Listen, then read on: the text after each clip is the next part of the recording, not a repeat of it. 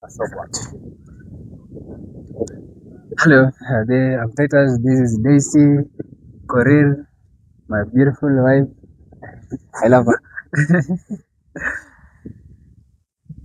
Since ufike kwa hii familia yetu, ufike kwa hii familia yetu, what do you think about our family, our mother, our family, siblings, our sisters-in-law, brothers-in-law, and It's a our nice beautiful family. mother. It's a welcoming family. Hardworking one. Especially the mother, a praying mom. She's a praying mom who is really praying for us. And she likes when anapenda akiona kila mtu akisucceed.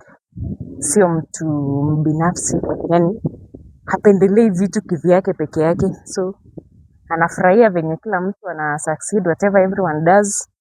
She's a welcoming mother. Hai, ako na watoto wazuri. Sana sana the sister-in-laws. So kadu wa kuchomea wewe sijui, lakini ako na watoto wazuri. Aha. My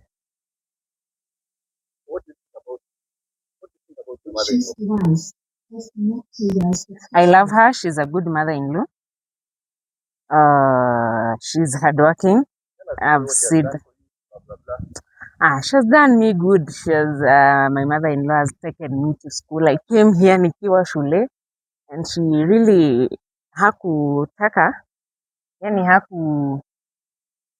hakuninyima niende shule. She was happy that at least I'm schooling, so she took me to school. And she took care of my kids while I was in school. Juu hata where you are part of it, you were in school, so she was the one taking care of the kids. So yeah, she's a good person, and I really love her. I do wish God give her a very long life.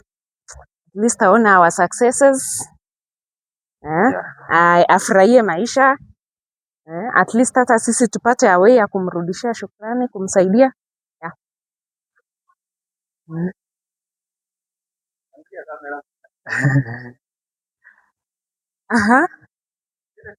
we have two kids, a son and a daughter. Kelvins and Matilda. Their grandmother is the best for them. Yeah. And Matilda really loves her grandmother. Nyanya. Nana, ever running to Nana.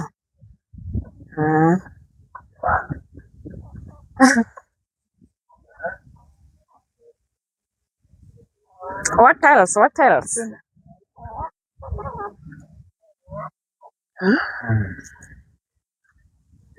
She's the best farmer. She taught me farming together with my dad. Ndio ukaenda shule kusomea farming.